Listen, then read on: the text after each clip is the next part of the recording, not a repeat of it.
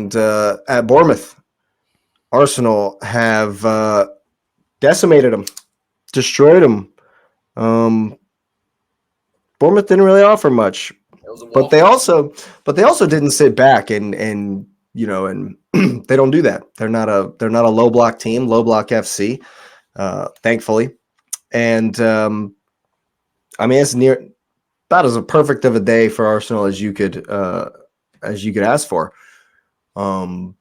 I thought we controlled the game. We gave them their, they kind of had right at the beginning, had some good possession, put some good stuff together, but we didn't really give them much in the box.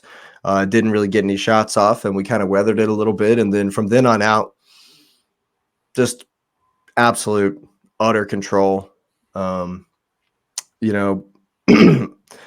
think that I've been saying it. I'm gonna keep on saying it, and you're gonna hear it again in the future because Declan Rice, dude, he's an absolute monster.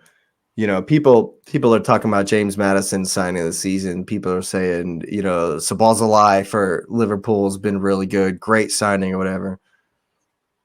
Y'all are sleeping on Declan Rice, man. Because, he's immense.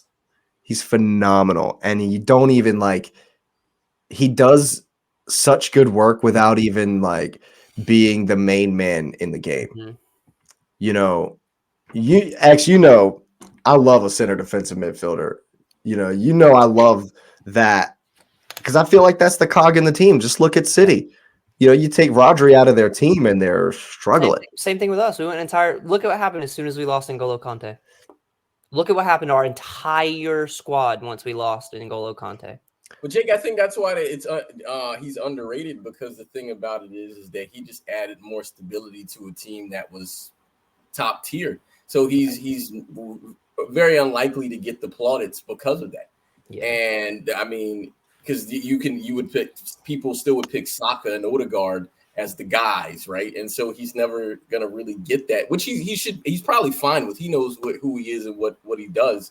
Whereas these other guys, they're gonna say that because they don't expect these things from them, and so because the expectations are so much lower. If we're being honest, we expected Declan Rice to do what he's doing right now. Yeah. We expected him to do that. So he's not going to get the credit for it. But that doesn't make it any less amazing. No, I agree. I agree. He's good. Yeah. Right. So I empathize with you on that part. But at the same time, I'm like, you got what you paid for, though. Yep. You literally got what you paid for. You got what you paid for. 100%.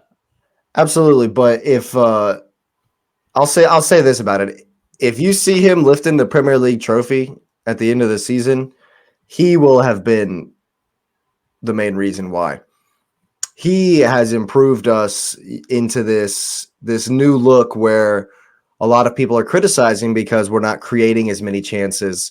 Maybe we're not scoring as many goals. We're not looking as fluid, as dynamic, as, kind of explosive as we were at times last season. But that's 3 shutouts away from home. We shut out PSV. We've only given 2 goals once, and it was an 89th minute free kick. We have looked so solid defensively, especially away from home, and we've controlled games so much more. Think about the back and forth nature of some of our games last season. The 4-2 at Brighton, the 4-2 versus Villa, 3-2 over Brentford, 3-3 versus Southampton, 2-2 versus Liverpool, 2-2 versus West Ham. These back and forth kind of basketball matches. We don't play that. We don't do that anymore. That's not because we're not giving up chances. We're not giving you chance after chance after chance after chance after chance like we did last season. Because Declan Rice is stifling counters. He's stifling people on the counter. He's eating up all the second balls. When you can't win a second ball, you can't get out. You can't get any possession. You can't give your defense a breather. That's why Haaland gets 97 opportunities every game. Yep. Is because City and Rodri don't ever let you out. You can't ever get out. And so it's just possession. They get farther and farther and farther forward. and then they're just banging on the door, banging on the door, banging on the door. And that's kind of more of the approach of what Arsenal's trying to do this season. And I think Declan Rice is an absolute key cog in that wheel, in that machine, in us trying to do that. And as much as Declan, and I think this is going to be the flip side of this coin for you guys. As much as Declan Rice has improved your squad, I think Kai Havertz brings that.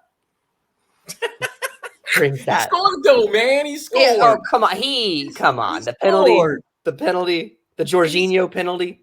He Took a page out scored. of my boy's book. Look, I heard an interesting. They had to give. Arteta was so excited that Havertz scored anything. That's Arteta was probably not happy about that, to be honest with you. $70 million penalty right there. That's all you get. He scored. Havertz was probably not, Arteta was probably not happy that they gave it to Havertz, to be honest with you. Happy that he scored, obviously, but probably not excited that they did that. But it worked, so it's fine. But I heard an interesting point about Havertz that I kind of agree with, but I think that it's not enough. And it's the fact that with Havertz in there next to Declan Rice, we're like huge in there. Yeah, they're big guys. Odegaard's not big. And he's not going to be doing that. But Declan Rice, Declan Rice is a monster. Yeah, and Havertz is just big. So we definitely have some size in there. And the coach of Bournemouth, Iriola, however you say it, was talking about how it's a battle in there. It's tough to, it's physical. It's tough to play against us in that midfield. And Kai is bringing a lot of the pressing.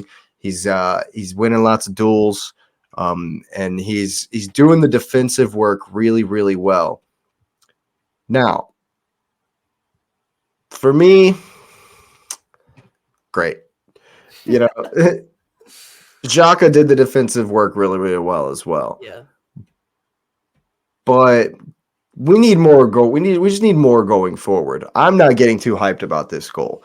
I'm over the moon that he's gotten the goal, and I think that it was important. And even because it was 2-0. You can tell the team is going to build his confidence. No, immediately you could see in the next 5 minutes he looked more confident and sharper, like immediately. And I even said we were up 2-0, and when we won that second penalty, we're up 2-0, cruising. They hadn't even begun to offer anything. And so I literally said right before the penalty, right before they kicked it, I was like, give it to Havertz. Oh my God, he needs it. Give it to Havertz. And they ended up doing that, which was cool. And I'd have gave it to Jesus, to be honest with you, though. I mean, he don't need a goal like Havertz does. It's true. And I think that Havertz had a typical performance as far as what he does and what he has done. But I do think he's steadily improving. I think that he's gaining in confidence, and I think this goal will really help him. I personally don't think that this should be an issue. Yeah. You're $65 million man. You scored a Champions League final. You scored the game winner in a Champions League final. You've been in the Premier League for 4 seasons. What confidence are you lacking, dude? Right. Sometimes it's just he's all in his head. He was all in his head towards the end of his stretch with us. Well, I don't get it. I don't get it. But if it is what it is, it begs the question that I was going to ask before, because I think this matters too. I think the team has played well, and Partey is missing. So what do you do when he comes back? I would love exactly what we did against you in the Community Shield. We played Partey, Odegaard, Rice, and Havertz was up top. But Havertz hits the bench when Partey comes back. There's no way. There's no way. He won't. There's no chance. He won't. If Partey's in the 6 and Rice is in the 8, you're wrong. There's no way he's starting Havertz over You're wrong. I'm telling you, man. He's built in. He's playing every game, man. But he hasn't. Played every game. He hasn't started every game. He's played. Well, he just got a goal. I mean, he'll play on Tuesday. He'll play tomorrow. Mm-hmm. But if he doesn't start versus City, I won't be even a little bit surprised. Yeah. I won't be surprised at all because I don't think he should start. Partey's back in training. Yeah. Partey was training today. We might see Partey tomorrow. And so don't be surprised if it's Partey, Rice, Odegaard. I think your team would I think you look better that way, but it very well could be Jesus on the left, Havertz down the middle, and Saka on the right. What I would cry. Martinelli? I would cry. Martinelli's still on an injury. It's in Nketiah. Okay. It's in Nketiah, my bad. Yeah, it's in Nketiah.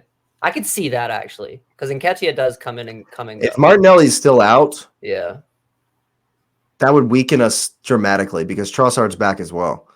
Oh wow! Then yeah. So for me, like Havertz doesn't displace anyone. You're not. Not in your mind, sir.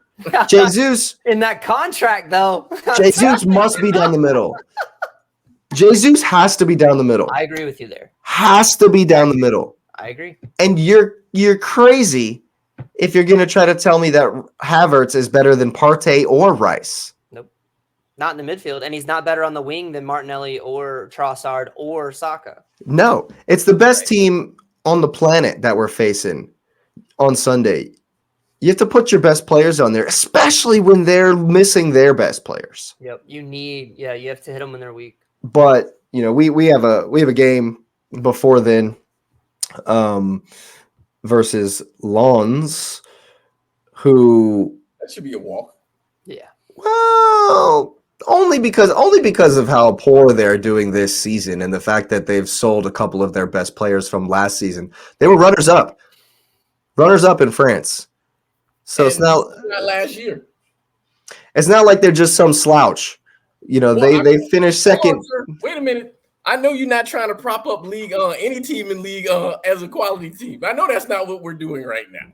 Look, it's Champions League. That's not what we're doing right now, though. It's the Champions League, man. No, I still think bad teams in the Champions League. I still think we should win 4-0. You should, yes. Arsenal should smash them. That's not what I'm saying. I'm saying, I'm just identifying our opponents. Most people don't really know who Lens is. I didn't know who Lens was before today. I had to do a little bit of research and find out and see who they were. That's how I know that they're in 14th right now in Liga. They've already lost like 5 games. Absolutely. So yeah. So we should destroy them. Of course. Arsenal plays tomorrow, right? We play tomorrow, and it's in France. But I don't think that'll be an issue. A walk. The reason I think that we might see like not a fully rotated team, but kind of like the same kind of team we saw in the League Cup. I would where it's like half the team. I wouldn't do that. And the reason I wouldn't do that is if y'all lose before you go to City. Yeah, man, I wouldn't do that. I would play the team that smashed up the team. I'd play them again. No, I'm with you. I hear you. I'd play them and make all 5 subs. I would play that team, go up, make all 5 subs. Sub everybody. I tend to agree. I tend to agree, but when Arsenal were perennials under Arsene Wenger, sometimes, even in Champions League, we played some scrub squads. And Arteta is a product of that era. Yeah. Arteta ain't Wenger. He needs to play his starters. I agree with you. I agree with you 100%. I definitely think we should play the starters. Go and punch them in the face. I definitely think that if we win this game, it's a stranglehold on the group already, because that's an away match. And if we're sitting here saying, "Oh, we're about to wreck Lens away," what are we gonna do to them at the Emirates? Come on. Worse. Yeah, exactly. So I do think, though, that there might be some rotation. It'll still be a strong team. Yeah, I wouldn't do it, man. I would rotate a few, but I would keep the core in the spine. 100%. I would rotate anybody. I'd start the same group and I'd sub everybody. I would do that, honestly. If I was the manager, if it was my team, like if I was the coach in this situation, That's what I'm doing, Lewis. I am playing my 11 and I'm subbing all 5 once we go up, because Arsenal, they're good for a goal early. So Yep. go up early. We'll play it easy Sunday. You get up 2-0, and then at the half, hey, we appreciate you. Everybody gets a We'll everybody definitely. gets Well, a Eddie water bottle. Eddie will start. Eddie will start. Havertz will start. You might see Trossard. Jesus might actually sit. Trossard might start in his place. Or Jesus might be gone out to the right, and Saka might get a rest, even though Saka was back in training today as well, according to Instagram. So, because I have just I have the most solid sources of all time. Instagram, Instagram and Twitter, and Twitter, those are great. Actually, TikTok is my most reliable source. Yeah, I like TikTok. Yeah, I don't mind it, but yeah. So we might see some rotation, but I think we should definitely take care of Lons. Hopefully, I don't think there will be a bit of we might have our eye on City and we might stumble here. I don't think it's going to be any of that at all. I think we're going to smash them, and I mean it was a great win at Bournemouth. Pretty much a perfect day. Even Benny White got on the score sheet off a free kick in the end, so that was cool. Great to see. And we move on. And man, I'm happy right now. Everything's looking good. Our biggest issue is just the one position. And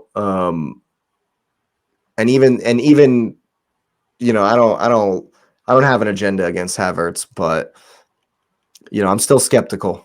I had an Instagram conversation with an Arsenal supporter about him, and my conclusion was that I'm still a bit skeptical on whether or not he's gonna, score a brace on Sunday, and we get to see Arteta smiling smugly at everybody with that "I told you so." I'm begging for it. I'm baying for it. I told you so. We'll be pointing at you too, Jake. Hey, I'll be the first to say it. I'll be the first to eat my words. I'm not one of these fans who are writing him off like City fans are writing Calvin Phillips off. Yeah. I am praying to the gods of football that Havertz drops 3 goals on City and Arteta's just smiling there going, "Told you so. Told you. I told you." Like I'm praying for that to happen. Or I'm just skeptical. Or he hits the late, or no, right before half. That's what it was. The right before half solo goal, and you can just ride out the game just like we did. I'm all for it. I'm all for it, man. The Ranger goes and hits one, and then just I really hope so. Yeah, but we'll discuss on at length on Thursday that one. But yeah, all in all, it's good to be an Arsenal fan these days, and I couldn't be more excited.